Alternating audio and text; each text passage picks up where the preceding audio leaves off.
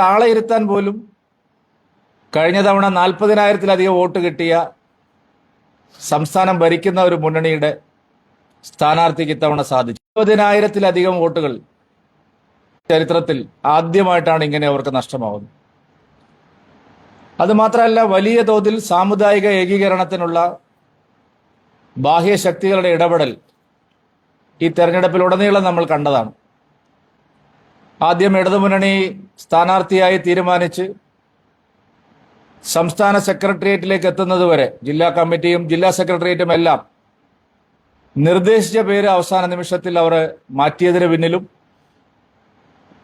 ഒരു പ്രത്യേക political party ഇവിടെ സ്ഥാനാർത്ഥിയെ നിർത്തിയപ്പോൾ അത് പിൻവലിപ്പിക്കാൻ നടന്ന ശ്രമങ്ങളെല്ലാം വലിയ തോതിലുള്ള സാമുദായിക ഏകീകരണത്തിന് അവർ ശ്രമിച്ചതിന്റെ തെളിവുകളാണ്.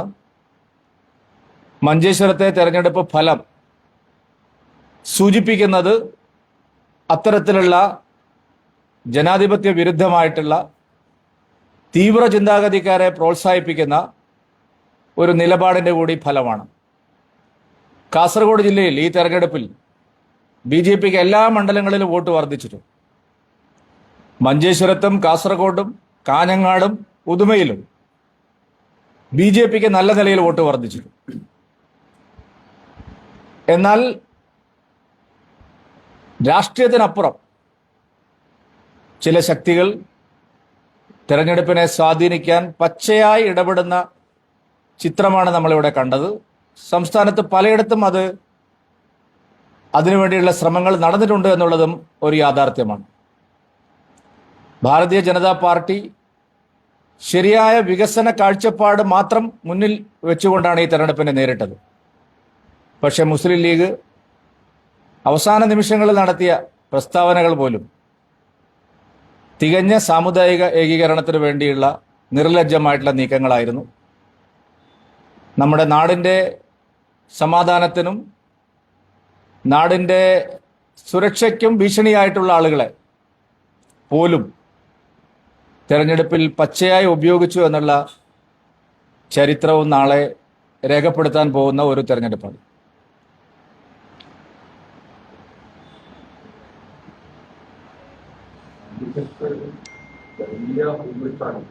അതാ ഞാൻ പറഞ്ഞത്.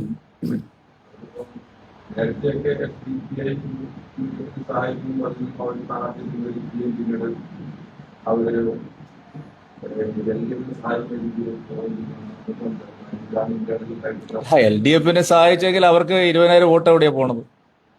അല്ല, നമ്മൾ കാണേണ്ട ഒരു കാര്യം, SIRന് ശേഷം വോട്ടിലുണ്ടായിട്ടുള്ള കുറവിനെ സംബന്ധിച്ച് ആരും സംസാരിക്കുന്നേയില്ല.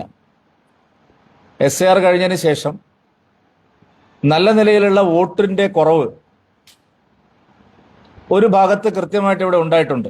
ഏതാണ്ട് 15,000-ഓളം വോട്ടുകൾ സ്വാഭാവികമായിട്ടും FIRന് ശേഷം ഇവിടെ കുറഞ്ഞിട്ടുണ്ട്. അതും ശക്തമായിട്ടുള്ള സാമുദായിക ഏകീകരണവും. പിന്നെ ഒരു ത്രികോണ മത്സരത്തിൽ ഒരു കക്ഷി തീരെ ചിത്രത്തിലില്ല.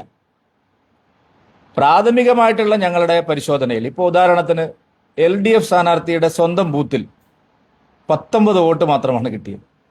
നിങ്ങൾ അത് പരിശോധിക്കേണ്ട ഒരു കാര്യമാണ്. വളരെ പ്രമുഖനായിട്ടുള്ള ഒരു നേതാവാണെന്നാണ് അദ്ദേഹത്തെക്കുറിച്ച് പറയുന്നത്. ജില്ലാ സെക്രട്ടേറിയറ്റ് മെമ്പറാണ്, തുളു അക്കാദമിയുടെ ചെയർമാനാണ്, മഞ്ചേശ്വരത്ത് വലിയ കുടുംബ ബന്ധങ്ങളുള്ള ആളാണെന്നൊക്കെയാണ് തെരഞ്ഞെടുപ്പിന്റെ പല ഘട്ടങ്ങളിലും അദ്ദേഹം തന്നെ മാധ്യമങ്ങളോട് പറഞ്ഞത്. പക്ഷെ ഞാനിന്ന് നോക്കിയപ്പോൾ അദ്ദേഹത്തിന്റെ ബൂത്തിൽ വെറും 19 വോട്ടാണ് അദ്ദേഹത്തിന് കിട്ടിയത്. അപ്പൊ സ്വന്തം ബൂത്തിലുള്ള വോട്ടുകൾ പോലും UDFന് അനുകൂലമായി പോൾ ചെയ്യിച്ചതാണോ, അതല്ല ഏത് നിലയിലാണ് ഇത് സംഭവിച്ചത് എന്നുള്ളതിന് അവര് മറുപടി പറയേണ്ടതാണ്.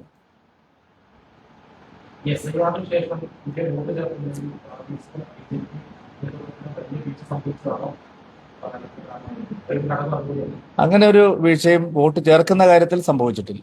സംഭവിച്ചത് SIR എന്ന് പറയുന്ന ഒരു ഭീതി പരത്തി ഗൾഫ് രാജ്യങ്ങളിലും അന്യസംസ്ഥാനങ്ങളിലൊക്കെയുള്ള ആൾക്കാരെ ഇവിടെ പൗരത്വം നഷ്ടപ്പെടും എന്ന് പറഞ്ഞ് ഭയപ്പെടുത്തി ഇവിടെ വന്ന് വോട്ട് ചേർപ്പിച്ചിട്ടുണ്ട്. ഒന്ന്. രണ്ടാമത്തെ കാര്യം, അവസാന നിമിഷം, പോളിംഗിന്റെ അവസാന നിമിഷം, നിങ്ങളൊക്കെ ഫീൽഡിൽ ഉണ്ടായിരുന്നവരാണ്, ഈ പ്രാവശ്യത്തെ വോട്ട് ചെയ്തില്ലെങ്കിൽ നിങ്ങൾക്ക് ഇനി പൗരത്വം ഉണ്ടാവില്ല എന്നുള്ള നിലയ്ക്കുള്ള പ്രചാരണങ്ങൾ ചില കേന്ദ്രങ്ങളിൽ വ്യാപകമായിട്ട് നടന്നിട്ടുണ്ട്. ഒരു ആശങ്ക ജനസമൂഹത്തിനിടയിൽ ഉണ്ടാക്കുന്ന രീതിയിൽ ചില മാധ്യമങ്ങളും, ഞാൻ പേര് പറയുന്നില്ല, ഇവിടെ SDPI സ്ഥാനാർത്ഥിയെ നിർത്തിയപ്പോൾ ഒരു മാധ്യമം ഒരാഴ്ചക്കാലം ആ സ്ഥാനാർത്ഥിയെ പിൻവലിപ്പിക്കുന്നത് വരെ നടത്തിയ ഇടപെടലുകൾ നോക്കൂ. നമ്മൾ കേരളത്തിൽ എവിടെയെങ്കിലും കണ്ടിട്ടുണ്ടോ? പാണക്കാട് താങ്കൾ ഒരുമിച്ച് വരുന്നു, ജിഫ്രി താങ്കൾ വരുന്നു, എല്ലാ പൊളിറ്റിക്കൽ പാർട്ടി ലീഡേഴ്സും വരുന്നു, എല്ലാ മതസംഘടനകളും ഇടപെടുന്നു. അപ്പോൾ അത്തരത്തിൽ എല്ലാവരും ഒരുമിച്ച് വന്ന് ഒരു തെരഞ്ഞെടുപ്പിന്റെ ഘട്ടത്തിൽ എല്ലാവരെയും ഒരുമിപ്പിച്ചു കൊണ്ടുവന്ന ഒരു തെരഞ്ഞെടുപ്പിനെ നേരിടുക എന്നുള്ള ഒരു സമീപനം ഇവിടെ ഉണ്ടായി എന്നുള്ളത് ഒരു വസ്തുതയാണ്. തോറ്റിട്ട് മുടന്തൻ ന്യായങ്ങൾ പറയുന്നതല്ല. അതാണ് ഇവിടെ സംഭവിച്ചിരിക്കുന്നത്. ഞങ്ങളെ സംബന്ധിച്ചിടത്തോളം ശരിയായ കാഴ്ചപ്പാട് ഉയർത്തിപ്പിടിച്ചുകൊണ്ട് ഞങ്ങൾ ജനങ്ങളുടെ ഇടയിൽ പ്രവർത്തിച്ചു. അതിനുള്ള പ്രയോജനം ഞങ്ങൾക്കുണ്ടായിട്ടുണ്ട്.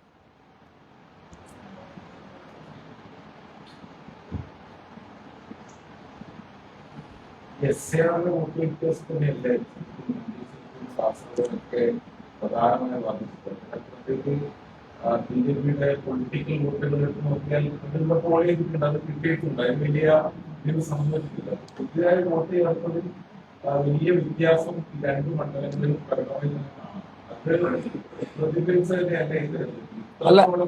അല്ല, പൊളിറ്റിക്കൽ വോട്ട് എന്ന് പറയുമ്പോൾ നിങ്ങൾ ഈ 15,000 കുറച്ചിട്ട് വേണം ഇത് കൂട്ടാൻ. അതായത് അല്ലല്ല, കഴിഞ്ഞ പ്രാവശ്യം എനിക്ക് 65,000 വോട്ടാണ് കിട്ടിയത്. ഈ പ്രാവശ്യം 68,000 സംതിങ് വോട്ട് കിട്ടി. അപ്പൊ എല്ലാവരും വിചാരിക്കുന്നത് കഴിഞ്ഞ പ്രാവശ്യം 65,000 വോട്ട് കിട്ടി, 745 വോട്ടിനാണല്ലോ നിങ്ങൾ തോറ്റത്. ആ 65,000-ൽ നിന്ന് ഞങ്ങൾക്ക് അനുകൂലമായിട്ട് പോൾ ചെയ്യേണ്ട 15,000-ഓളം വോട്ടുകൾ പോയിട്ടുണ്ട്. നല്ല നിലയിൽ മൈഗ്രേഷൻ ഉണ്ട്. നിങ്ങൾ അറിയാത്തവരൊന്നുമല്ലല്ലോ ഇവിടെ ഇരിക്കുന്നവർ. ധാരാളം ആളുകൾ മറ്റ് ബോർഡർ പ്രദേശങ്ങളിലേക്ക് സ്ഥലം മാറി പോവുകയോ അതല്ലെങ്കിൽ ഒരു തരത്തിലുള്ള വികസനം, ആശുപത്രി, സ്കൂളുകൾ, വിദ്യാഭ്യാസ സൗകര്യങ്ങൾ, റോഡുകൾ, ഇതൊന്നും ഇല്ലാത്തതിന്റെ പേരിൽ നല്ല നിലയിൽ മൈഗ്രേഷൻ ഉണ്ട്. കോസ്റ്റൽ ഏരിയയിൽ താമസിക്കുന്ന സ്ഥലങ്ങളിൽ, ഇപ്പോൾ ഉദാഹരണത്തിന് മംഗൽപാടി, കുമ്പള, മഞ്ചേശ്വരം തുടങ്ങിയ പഞ്ചായത്തുകളിൽ താമസിക്കുന്നവർക്ക് അത്ര ബുദ്ധിമുട്ടില്ല. പക്ഷേ ഗഡിപ്രദേശങ്ങളിൽ റോഡില്ലാത്ത, വെള്ളമില്ലാത്ത, അടിസ്ഥാന സൗകര്യങ്ങളില്ലാത്ത എൺമകജെ, പൊർക്കാടി, പൈവളിക ഇങ്ങനെയുള്ള സ്ഥലങ്ങളിലെല്ലാം അഭ്യസ്തവിധരായിട്ടുള്ള ചെറുപ്പക്കാർ മുഴുവൻ, ജോലി കിട്ടിയവർ മുഴുവൻ സ്ഥലം വിട്ടു പോയിട്ടുണ്ട്. പല ആളുകളും അവരുടെ ബന്ധുക്കളുള്ള സ്ഥലത്തേക്ക് സുരക്ഷിതമായ സ്ഥലം നോക്കി, ഞങ്ങൾക്ക് നല്ല നിലയിൽ ജീവിക്കാൻ സാധിക്കുന്ന സ്ഥലം നോക്കി പോയിട്ടുണ്ട്. ഇതൊരു ശരിക്കും ഞാനൊരു പൊളിറ്റിക്കലായിട്ടുള്ള ഒരു വിഷയം പറയുന്നതല്ല, നമ്മൾ പരിശോധിക്കേണ്ട ഒരു വിഷയമാണ്. നല്ല നിലയിൽ മൈഗ്രേഷൻ ഉണ്ട്. അപ്പോൾ ആ നിലയിൽ നോക്കുമ്പോൾ കഴിഞ്ഞ പ്രാവശ്യം എനിക്ക് 65,000 കിട്ടി, കഴിഞ്ഞ പ്രാവശ്യം കാസർഗോഡ് ഇത്ര കിട്ടി, അതല്ല കണക്ക്. അതിൽ നിന്ന് നല്ല വോട്ട് പോയിട്ടുണ്ട്. ആ പോയതിന് ശേഷവും ഞങ്ങൾ രണ്ട് സ്ഥലത്തും വോട്ട് വർദ്ധിക്കുകയാണ് ചെയ്തത്. കാസർഗോഡ് മണ്ഡലത്തിലും വോട്ട് വർദ്ധിച്ചു, മഞ്ചേശ്വരത്തും വോട്ട് വർദ്ധിച്ചു. അതുകൊണ്ട് SIR-ന്റെ നഷ്ടം തീർച്ചയായിട്ടും ഉണ്ടായിട്ടുണ്ട്. പക്ഷേ അടിസ്ഥാനപരമായ കാരണം LDF-ന്റെ അതിഭീകരമായിട്ടുള്ള നിസ്സംഗതയും തകർച്ചയുമാണ്. ഒരു പാർട്ടി, സംസ്ഥാനം ഭരിക്കുന്ന ഒരു പാർട്ടി 50% വോട്ട് പോയിരിക്കുന്നു. അത് ഒരു മണ്ഡലത്തിലും സംഭവിച്ചിട്ടില്ല. ഇപ്പോൾ വലിയ തകർച്ച നേരിട്ട പയ്യന്നൂരിലും അതുപോലെ തളിപ്പറമ്പിലും അടക്കം നിങ്ങൾ നോക്കിയാൽ 50% വോട്ട് നേരെ ഒറ്റയടിക്ക് ഒരു തെരഞ്ഞെടുപ്പിൽ ഇല്ലാതായി പോകുന്നു എന്ന് പറയുന്നത് ഒരു ചെറിയ കാര്യമാണെന്ന് എനിക്ക് തോന്നുന്നില്ല. പരിശോധിക്കപ്പെടേണ്ടതാണ്.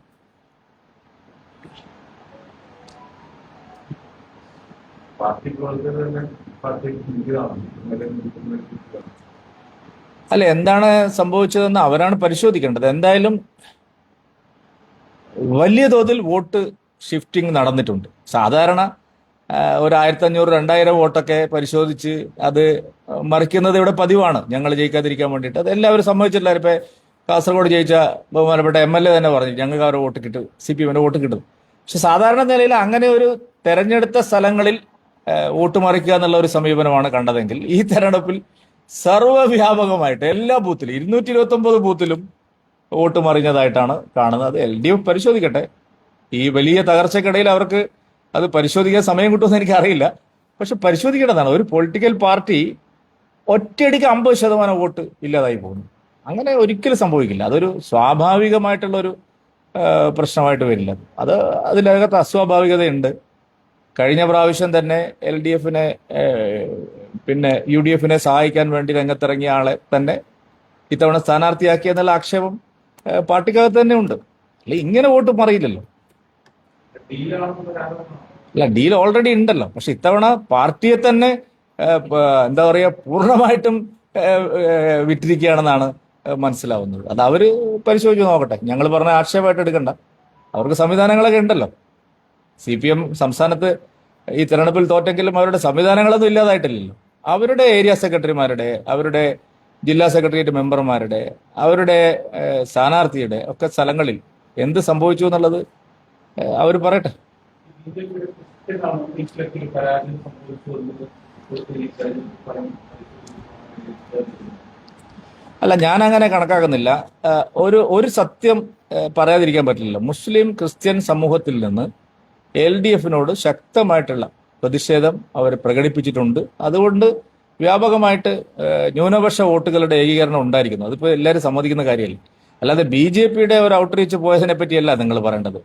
കേരള കോൺഗ്രസ്, അതായത് കമ്മ്യൂണിസ്റ്റുകാരോടൊപ്പം നിന്ന് ഒരു കേരള കോൺഗ്രസ് പ്രവർത്തിച്ചപ്പോൾ അവരെ കടപുഴകി എറിഞ്ഞില്ല. കേരളം ഒറ്റ സീറ്റിൽ അവർ ജയിച്ചില്ലല്ലോ. ജോസ് കെ മാണിയുടെ പാർട്ടി ജോസ് കെ മാണിയുടെ പാർട്ടി എന്ന് പറഞ്ഞാൽ ഒരു ചെറിയ പാർട്ടി അല്ലല്ലോ.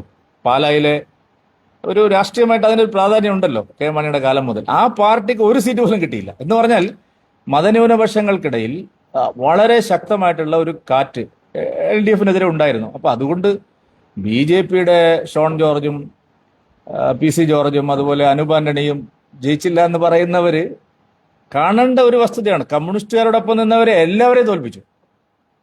കേരള കോൺഗ്രസിന് വേണ്ടി പ്രവർത്തിച്ച എല്ലാ സ്ഥലത്തും അവരുടെ മന്ത്രിമാരും MLAമാരും ജോസ് കെ മാണി തന്നെ ദയനീയമായി പരാജയപ്പെട്ടു. അപ്പൊ അതുകൊണ്ട് അത്തരത്തിലുള്ള ഒരു ഏകീകരണം ഉണ്ടായിട്ടുണ്ട്. അതിന്റെ ഫലമാണ്. അല്ലാതെ BJP അതിന്റെ ഔട്ട്റീച്ച്, ഞങ്ങൾക്ക് പിന്നെ ഔട്ട്റീച്ച് എന്ന് പറയുന്നത് ഒരു ഒറ്റ തെരഞ്ഞെടുപ്പിന് വേണ്ടിയുള്ള ഒരു ശ്രമമല്ല. ഇത് കുറച്ച് ദീർഘകാലത്തേക്കുള്ള ഒരു പ്രോസസ്സാണ്. അതുകൊണ്ട് ഔട്ട്റീച്ച് പരാജയപ്പെട്ടു എന്നുള്ള അതൊരു വാർത്ത ശരിയായിട്ടുള്ള വിശകലനമല്ല.